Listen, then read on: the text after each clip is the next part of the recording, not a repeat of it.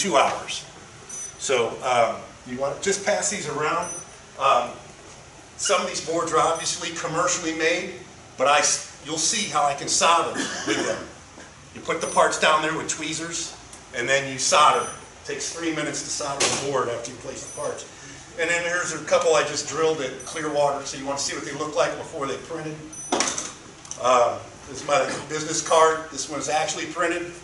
Has some parts on it. And this is a blank board. You can see the piece of blank fiberglass. And I needed something for some research. So these are like magnetic loop antennas. You guys see them? You're trying to build your 80-meter antenna, and you don't want to have it 150 feet long. So these actually have electric field shielding and whatever. I couldn't find any. I couldn't buy these. I looked and looked, and they're like $2,000. I don't need a $2,000 probe. It didn't need to be that accurate. So I just printed these up. And then I coated them with a clear acrylic. So they're going to feel funny, look funny, but I did that so, you know, to protect them a little bit more. And I'm going to talk later about what are called vias. You need to get your wire from one side of the board to the other. You can drill holes, we'll cover that, but you can also buy them. All this is a board with a place to put connectors and wires and a bunch of vias in it, and I would just add traces on there. So if you guys don't keep them too long. So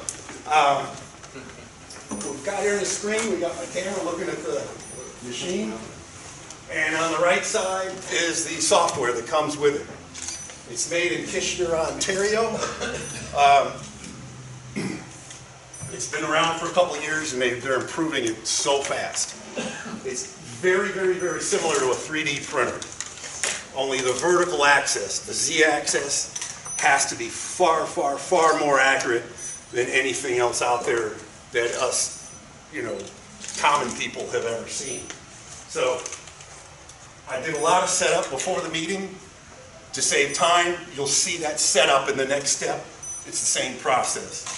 So it's asking me do I want to drill the holes, 2 different size holes. To save time, they're all going to be the same size. I'm not going to take the time to change the drills.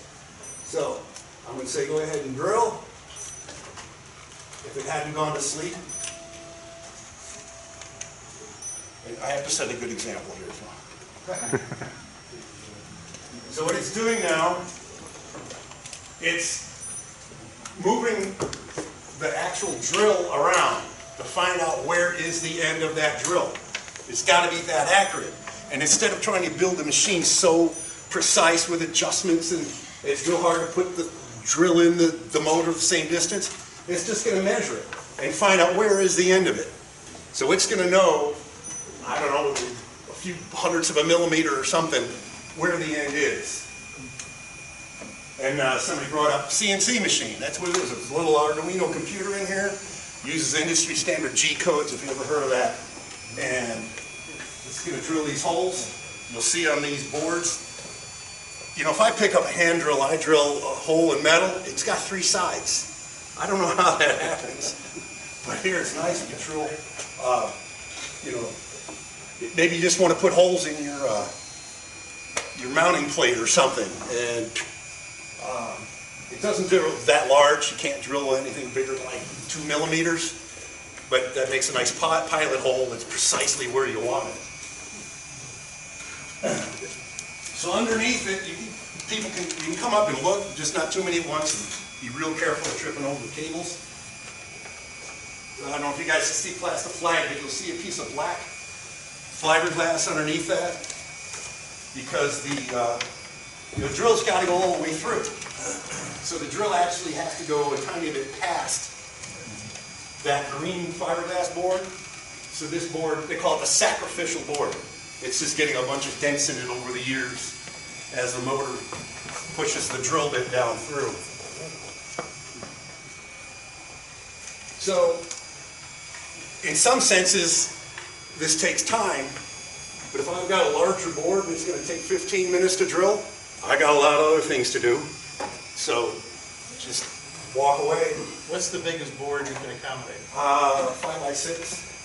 But you really don't want to prototype anything larger than that anyway. If you're designing computer motherboards, you already know how your individual sections work. Like I said, but you can daisy chain boards together if you want to do smaller boards. You can put a lot of components on a board these days. It's so nice to mount connectors on these boards when all the holes are perfectly sized and perfectly straight, perfectly lined up. Is there a standard library? What library? Yeah. It depends what software you're using. And a lot of times I use one of these free ones. I can tell you on the internet where it is. And it's called user-generated content. So I'm looking, I got to mount a micro SD card socket. I got to double check those measurements because you don't know who created it and how good of a job they did. So that's why I do like, anybody who wants to do high quality work. I used OrCAD since the early 90s and Allegro, and it was $2,500. And now they're selling for $485. One-time purchase, it's not an annual thing. All right, so it says, if I move this out of the way, you want to re-drill, right? I would look at it. Did I miss anything? I could select the hole and say redo that. Nope. Next, drill more holes. Now I'm going to drill the other sides, which I'm not actually going to take the time to change the drill bit. So, but for the demonstration here, so what? You know.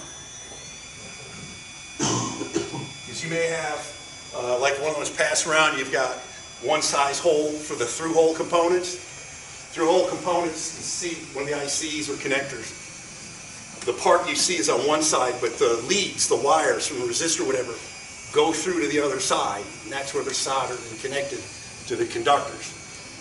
When we say surface mount, you see the part and you see the traces, and it's not, it's like sitting on top. You could glue it there if you wanted to. So if you just need to get electricity and signal from one side to the other, and if you're ordering a board made somewhere, it will be a very, very tiny hole. Sometimes you need larger holes for mounting. That's actually got a battery there for battery backup. So I try to keep the number of hole sizes down just. Okay, so it's done.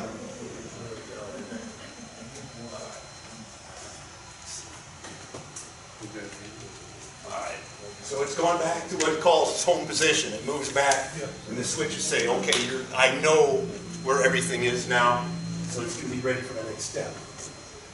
So, I'm not going to re-drill. I'm done. It's going to tell me to clean up. Oh, I got to take my drill out.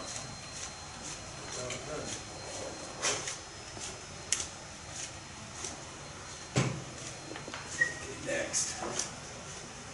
Finish. All right. Now, I've got a board with a bunch of holes in it. This is exactly the same as one of the ones I passed around. And we're going to now print some conductor on there. So your machine does two functions, basically. It drills and it does print the conductors. Any other functions? And the solders. And solders, okay. So I just make sure I cleaned all the dust off of there.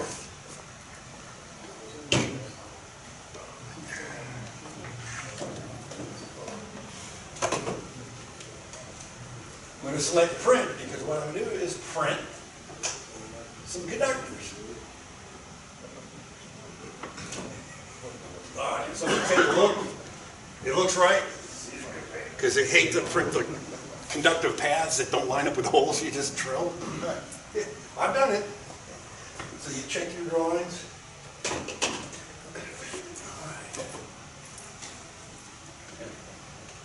And you can see these guys are really good at making the user-friendly. They're reminding you all the steps, almost all the steps.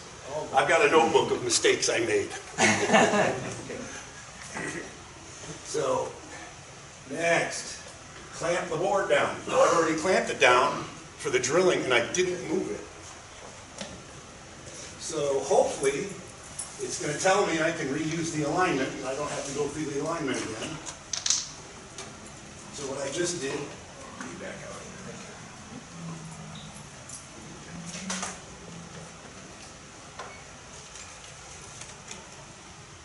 do that again. The drill mounted with these magnets, and this probe mounts with the magnets. And you would think, when I first saw this, I go, that's not, I mean, you're backlash and things that mechanical engineers use, machinists. How could that be precise and consistent? Well, I don't need to be, because it's going to go through that calibration process and find where the end of this tip is. It's going to find that. All right.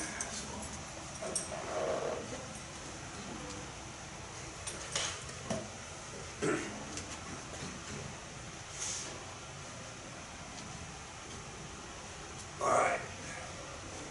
It looks like it's going to remember where all the holes are. I don't have to tell it. I'll show you later how you tell it where the holes are and it gets lined up again. But it needs to know the height. Because when it prints this ink, that nozzle has to be, I think it's like 0.2 millimeters above the fiberglass. If it's too low, well, it could break the $65 nozzle. If it's too high, the ink won't stick to the board. So, and the board looks flat to us, but it's not.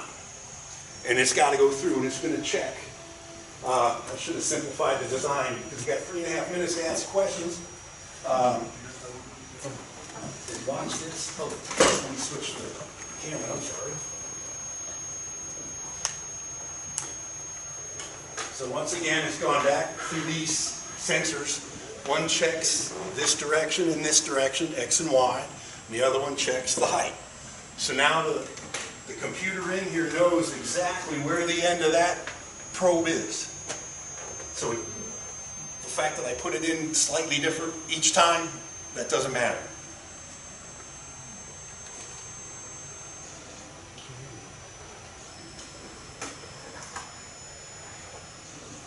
And you can look on the software here, the black screen. After it measures a spot and it's okay, it'll turn a solid blue. And if you've screwed up your alignment and the probe went in a hole, it'll turn red. Because if you don't fix that, it's going to try to print through a hole and break your expensive nozzle.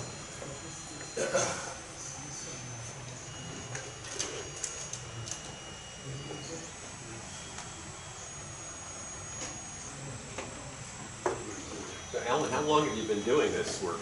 I bought this machine in April. Oh, okay. And like I said, I made a lot of mistakes, so I'm getting good at it.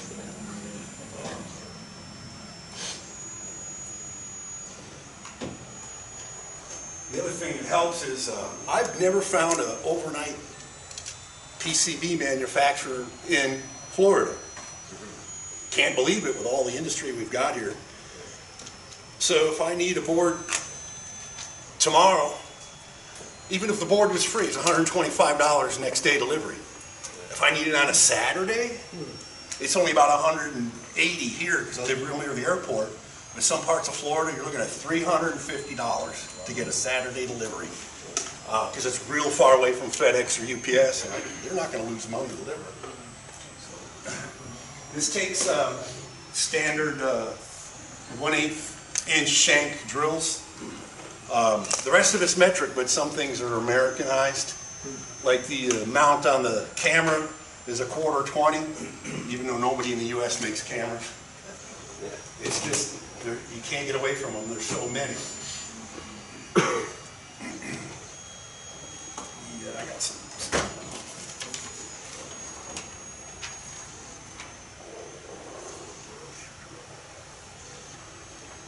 Okay, why lead-free? Well, in Europe, I guess they're worried about kids digging up old computer boards in the dump and licking the circuit boards to get the lead.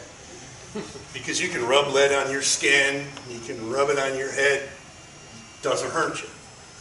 Don't handle it and then rub your eye or pick your nose or suck your thumb, then you're going to get lead in you, that's bad. But in our case, we've got to use lead-free because of the temperatures. You're going to see me print with the ink here in a moment. Ooh, it's done. Okay. And the chemists, the guys who come up with this magic stuff, it's very low temperature. Most of my early disasters were because my temperature-controlled soldering iron was about 100 degrees centigrade high. And I couldn't figure out why I was ruining everything. And I gave up and bought a new temperature controlled soldering iron, and instantly everything was working so much better. Okay. Measurement is complete. Remove probe. Can you mix, if you have, let's say, a soldering iron you used tin lead with, can you use that with this? You turn the temperature No. down? If you're going to buy two of everything, go right down to the dental So picks. separate the chemistry. I separate no lead from lead. Yeah. Tin lead solder. Let me get this started and I'll come back to tin lead solder. That's what we grew up with. Yep. All right. So, find the conductor. They're showing you, you can't see on the screen what I'm going to do on the right on their heads. And for this, I'm using one of their disposable nozzles. Only a little over $1 each with shipping and import duties. I can't do really, really small parts with this, but for the larger stuff I do this. So I got a string of conductive ink coming out of here. Can you do the small parts though if you use it with nozzle? Yeah. You can do, there's people doing 04, 03 size parts. And these boards I'm handing around nothing smaller than 0805. So 04, 03 parts would be, well, the capacitors I handed out, okay? Those were called 04, 03. Approximately 0.04 inches long and approximately 0.03 inches wide. You can't see them, but we can do them. Okay. All right, find the conductor. Mount the conductor. It's on the... So I put the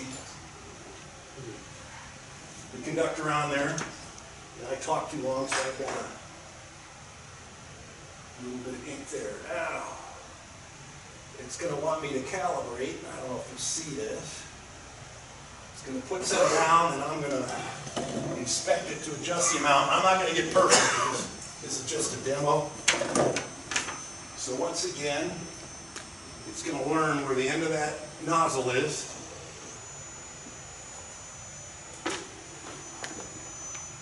So this ink melts at a really low temperature, 220 degrees C. And you grow up solder without a temperature-controlled soldering iron. You tin lead, most stuff, you might be soldering at 350 degrees C. But this would ruin it. So to do that, I got some stuff on there. I was talking and didn't catch this neat piece of debris from way too much ink.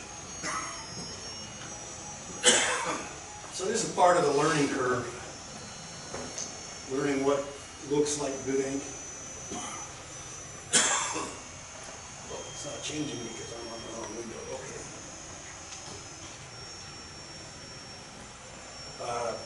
So the solder we use when we're soldering parts is tin bismuth silver because it melts at a very, very low temperature. I got to hurry and get this thing on.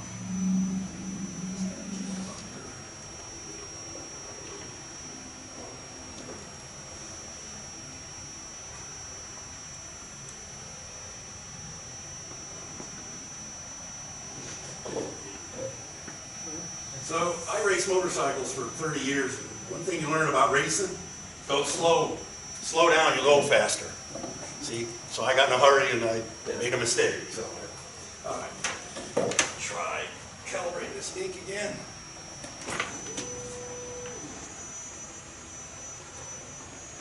Can you see it? Yeah, a little bit.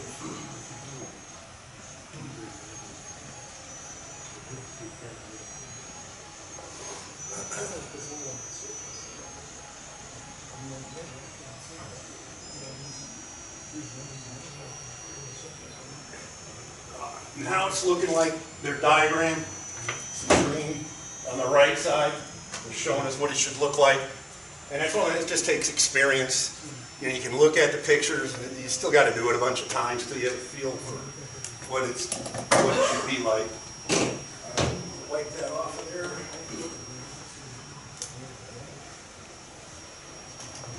So that's the other beauty. You make a mistake.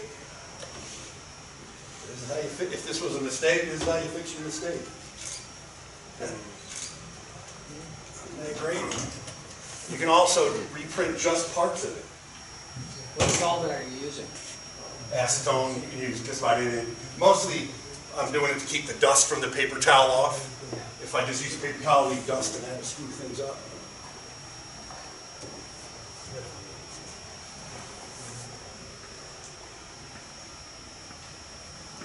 All right, now it's generating its plan, how it's going to drive this thing around.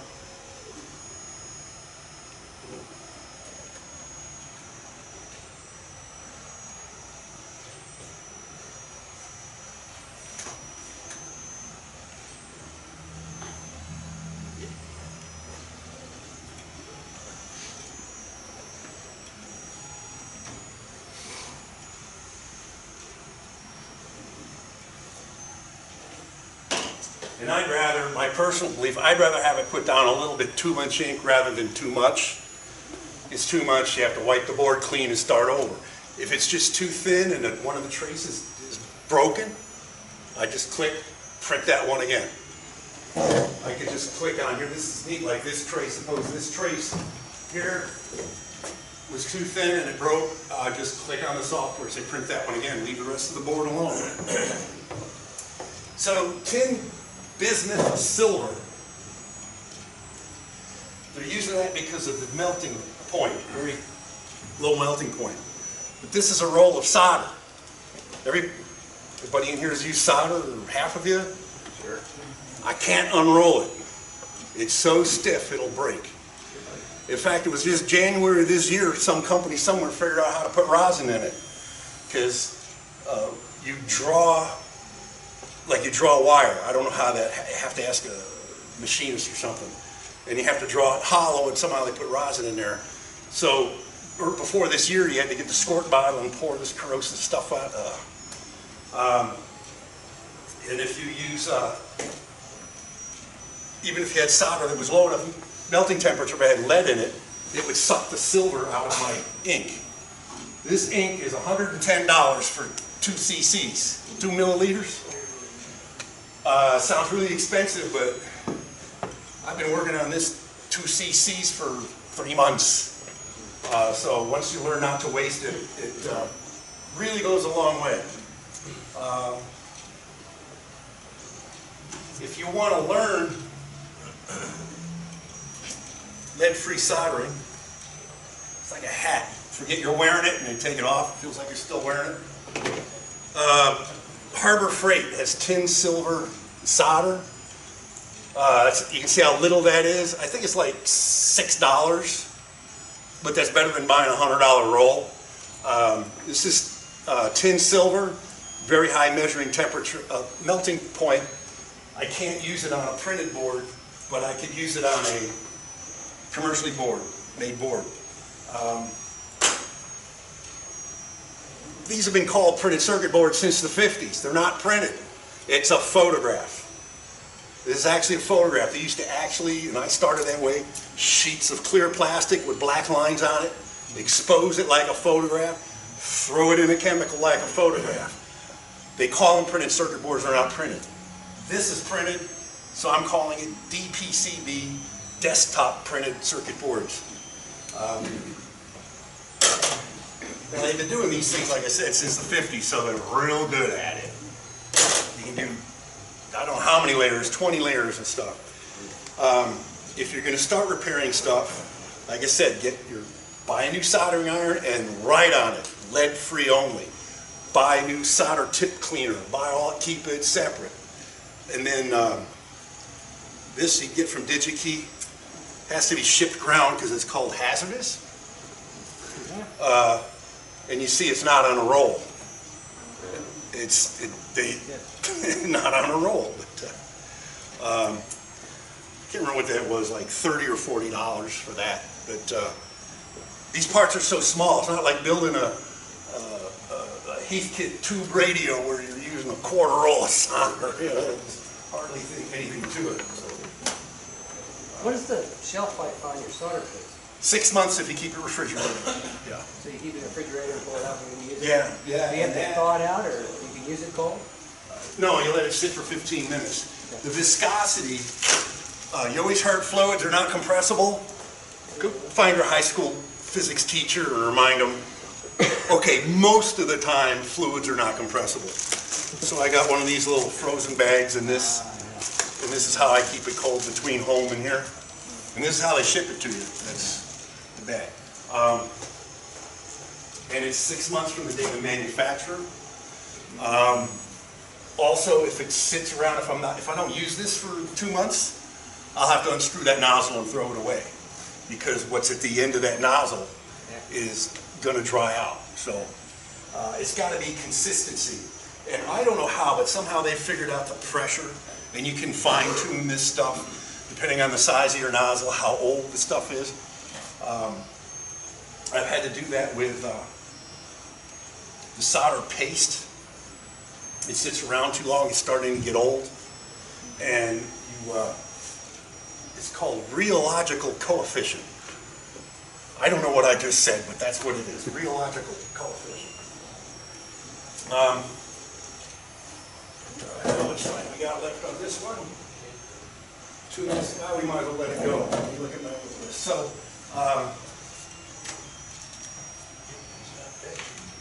So, if you're working on old radios or new radios, and you got to use lead-free solder, you don't have to use this tin bismuth silver solder. You can use the stuff from Harbor Freight that says lead-free. I got to use tin bismuth silver because of the melting point. And I highly recommend get a good temperature-controlled iron. Even for a commercially made board, with this stuff, like I said, my first iron, it just disappeared. I'm trying to solder a part in, and the printed circuit board was disappearing because my iron was a lot hotter than it said it was.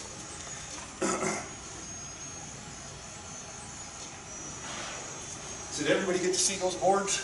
Yeah, I know you did. In fact, I'm going to use my next step.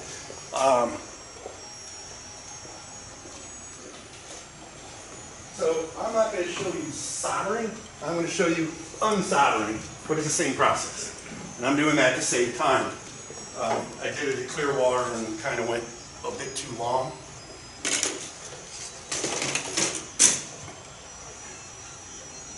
So it will deposit, they call it paste.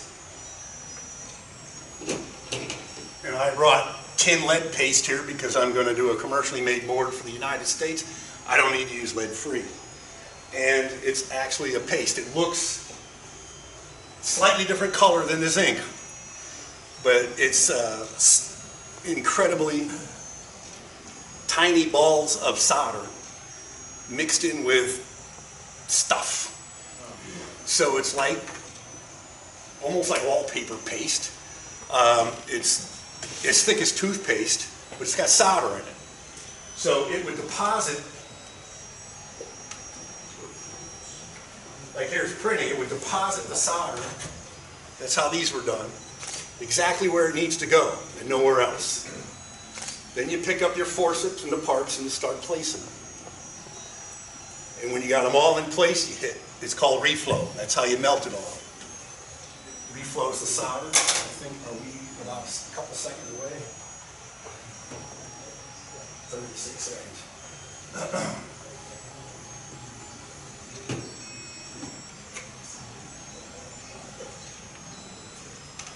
It can be a huge time saver. On this board, it was taking me 7.5 hours to make one, to put the components in and solder. Now there's a lot of through-hole parts. You can see these sockets and headers, through-hole parts, regulators, but there's still a lot of through-hole parts in there. I mean, surface mount parts in there. And soldering them by hand, it would just take me like 15 minutes to solder that IC and make sure it wasn't shorted. Did you guys look at how close those leads are together? And I can do them smaller than that, all right? But with this, you deposit the right amount of paste. Taking me ink off. Okay, so I took the ink out of there, conductive ink. I'm going to put it back in its refrigerator. At those prices, I put it in the refrigerator. Okay. I'll put it back out here a little bit. All right, so I'm unclamping the board.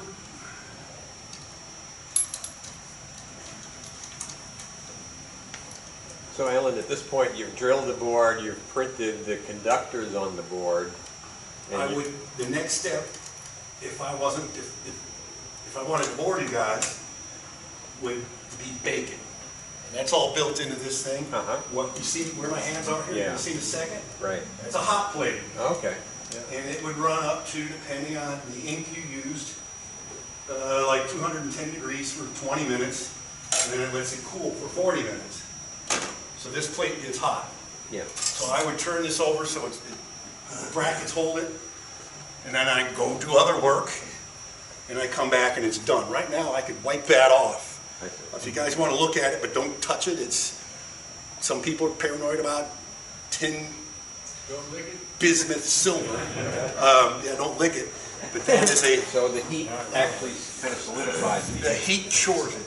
Yeah. you're- So the, and that one's not going to look that great because I didn't take a lot of time to get the calibration just right.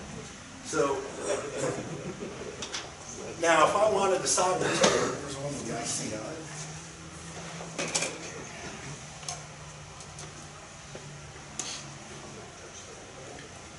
I would place it here. Now you saw before how the thing would be clamped down. And then there's a procedure to say how to align it. You say, go to this spot on the circuit board, you look, and with the keyboard, you actually move that probe. Say, okay, that's right. And you do that a couple, 3 places. Now the computer in here knows exactly where that spot is and exactly where that spot is. When you created the circuit board, you generated a thing called a Gerber. These used to be a photo plotter to generate these photos to make, but now it's just a computer file. And I would put down the ink. So, I would put down the paste. So, let me say, next, remove conductor, flip board, and bake. But we're skipping that because watching an oven is kind of boring to most people. All right, so, put it here, back, yes. Lose all the heat. Go reflow, tin lead, place board. All right, now, camera back on there. And you don't see much happening if you look at the camera. Nothing's moving, right? But what it's doing, you look on the right side, its target is 180 degrees C. And this is called soak. It's gonna, and you look up when you buy a transistor or an IC or connector, the manufacturer recommends the soak time, the peak time, all this stuff, so you'll get a good solder, you know. And then if you're doing a factory, you're assembling phones or something, then they have their own experience and talent and art, and they'll fine-tune things. So it's up at 100 degrees. It's about a 480 watt heater, they say. And when we hit the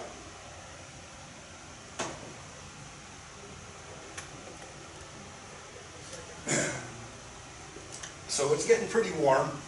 Remember, water at sea level boils at 100 degrees C, and we're already at 140. So we don't want to touch this. I imagine it'd be a real quick blister. All right, this is going to take about another minute. So, good time for questions. Let's see, we had questions last time about the copper pour. And that is extremely common in RF higher frequencies. You have these areas, somebody tell me when the yellow line changes. This whole area, you can see it's copper, a lot of areas of copper. And you know, when you do your antennas, you learn about ground is important, and it is in laying out your circuit boards too. Sometimes you, for the power supply, you have a big pour of the 5 volt and a pour for ground. A lot of choices. So at the cost of ink, you don't want to do that, but you can do like a hatch pattern, or just put out a area like the perimeter, like a fence, and then copper tape and solder it down. Or other times, and it's one thing I forgot, I just bolt. I take a piece of plain copper-clad circuit board that hasn't been etched and just bolt it to my, just bolt it right on there. Now I got a big ground plane. Ooh, temperature change. So now it's at 220, and I'll be able to smell when it's done here. And it's going to melt that solder paste into solder. Now, I'm going to undo, so hold this still with this. It should be loose now.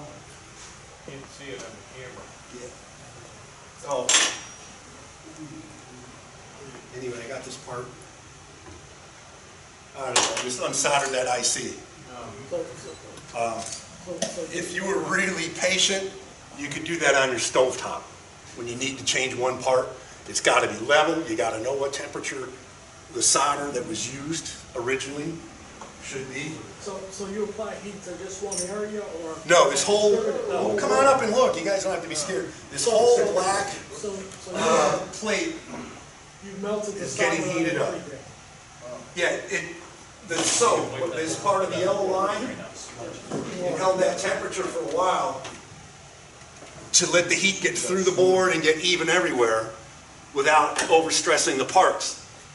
And then it got to this part. So what was this, like 3 minutes? This is the same concept they do in the people making your computers and the board. Then it went up to this temperature for a short length of time. That paste soldered. It melted the solder in the paste and the rosin, and it did its job. And this is how that board was done. This one here's got a whole bunch of capacitors in there. You can look at it with a, you know, see how beautiful the solder job is on these capacitors. And doing that by hand, like I said, it saves 4 hours. So if you had a populated board and you wanted to take that one piece off, would everything else remain in As long as you position? don't exhale too hard, correct. Like here, I only had one part on that board, so I could be sloppy and fast. But if you've got a board in your radio and you're confident that's the IC, take the board out and you do this reflow. You get the temperature. Actually, instead of getting all this equipment, you get hot air guns. It blows hot air, and you just be patient. It's going to take time to get the heat in there, and then you watch the solder melt, pick it up with your forceps, and then putting the part back, there's probably still enough solder on the board to hold the new IC or transistor or whatever. So, and what I'm going to start, my goal by Thanksgiving, people, this is real new and competitive. The machine is, like I said, made in Ontario. I'm going to try printing with paint. You guys know how circuit boards used to be made. We used to make real simple ones for large parts. Get a Sharpie, draw on the copper, and throw it in the ferric chloride. And the Sharpie stopped that copper from getting eaten away. And for large parts, you can do that. It works great. It doesn't look pretty, but it's real easy. So I'm going to experiment with putting paint in here and then print the traces on solid copper. And the main reason I want to do that is so for RF, where I do need a big ground plane and things like that, that hopefully is an advantage. I don't know if it'll be faster because, you know, it takes an hour or two with home equipment to etch a circuit board. But the next step. So anyway, so it's a lot like a 3D printer, but that height, this is called Z, has to be extremely accurate. This dimension, you know, most stuff you're building, a lot of desktop 3D printer, you know, you don't need to be 1/10 of a millimeter or something this way and this way. Yeah. So, any questions? I'll have bored everybody. So. No, it's- If you wanted to or needed to, what would you do to like have a double layer? I mean, is there a 2 circuit boards. Two circuit boards? Well, I can do both sides, but you mean like a 3-layer board? Or take even a another 2 layer. board. So I was just thinking, so if, let's say, if you're going to cure the paste on the second layer, when you flip it over. Oh, yeah, that's what you do. You flip the board over, Oh, it's because it's lifted off at the plate. Because it's got space, little tiny little space. spaces. This is double-sided, is that what you're asking? Yep, yep. Yeah. So I drilled the board, then I printed one side, put it on here, and I baked it, and it went away, just hit bake. You know, I got fire alarms in my house and everything, I knew it was right there. Then one side was good and hard. And then you do what's burnish it, where you're gonna put connectors. You get a pencil eraser, and you erase away the last of the, whatever those compounds are in there that make the ink, the conductor flowable. Then you turn it over, line it up, you go through, you tell the probe, it knows where the holes are because it got your circuit board design. Go to this hole, fine tune it, make that probe go to this hole, you may notice there's a hole here and a hole here. Since it was only these 2 parts, that'd be hard to align. So there's actually holes up here. The only reason they're there is so I can align it. Do the second side, it printed it. I took it over, it hit bake again. So this board probably did take 2 hours. And then soldering in the SMA connector and But you stuff. put the components only on one side? Right, I've been doing 2-sided boards, but you can't reflow, I can't anyway, reflow both sides. Okay. I put a micro SD card connector on the bottom. Did I bring that board? I had to solder that by hand. I put most of the surface mount parts on the top. You might be able to some if you wanted to, if you put an adhesive on it. So in professional, sometimes they'll put a little dot of adhesive underneath a part that's flipped over, so that it would hold, the adhesive would hold the part when it's flipped upside down. But you're gonna put all the. As long as the parts all in. my original parts didn't get unsoldered. Well, you had it, okay, so what you do. I'll talk about it later. Yeah, That we'll might talk work. about it. Okay. No, no, See, we- I don't we know talk about everything. it. We can talk later. All right. Another question for you, Alan. So, are you offering this service now to anybody who wants to make Yep. a prototype board or? I have ham radio pricing and I have business pricing. Okay. Ham radio pricing means you'll get it when I'm done with it, Right, but you get it cheap. right. You know, Yeah. and it depends, complexity. I see there's a question over there somewhere, but what it comes down to is if you don't know how to solder with tin, bismuth, silver, you're gonna ruin the board. So I can teach you how to do that, or I can put the parts on there myself. Right. Yeah. So, but it's, so like one-off parts, you want to build that automatic gain control that was in QST a few months ago. It's on my list, all the parts are right there, I just don't have time. You make up one board, or maybe 2 or 3. If you're gonna do 10, you order them somewhere, wait a month and you get them Right. really cheap. So, What kind of tolerances can you get with that machine? I can't remember the name of the part that's one size down from TSSOP, that IC I just took off of here. I can go one size smaller than that. Everybody who buys a machine can go one size smaller than that with practice. There are people pushing that even farther, to where the leads are spaced like are these 0.2 millimeters? Anyway, then you can go farther. But it takes patience. You have to really adjust the ink flow. So I wouldn't suggest starting with it, you know, just, Joe, did you have a question? Joe? Do you have a question? Yeah, Yeah, go ahead, ask. well, do you get any contact information like a business card? oh, yeah, yeah.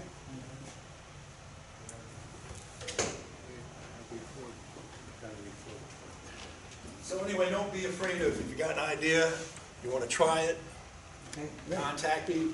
Like I said, it's for testing designs.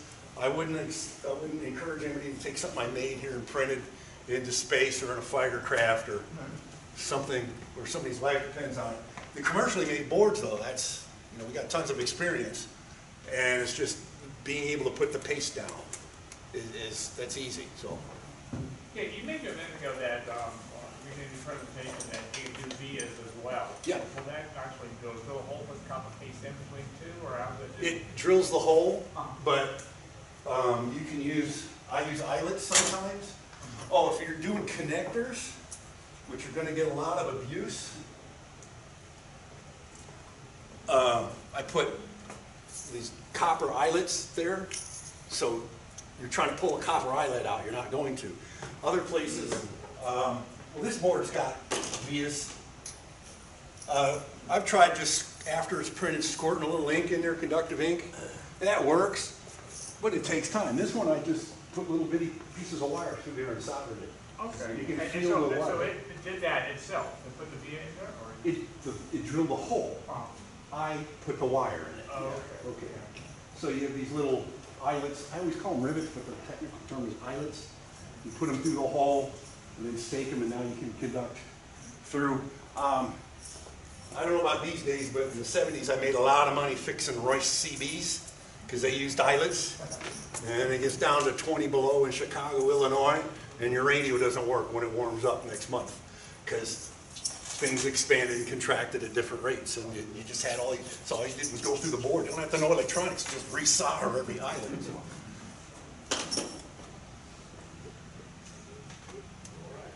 Okay, well, I hope you guys weren't bored.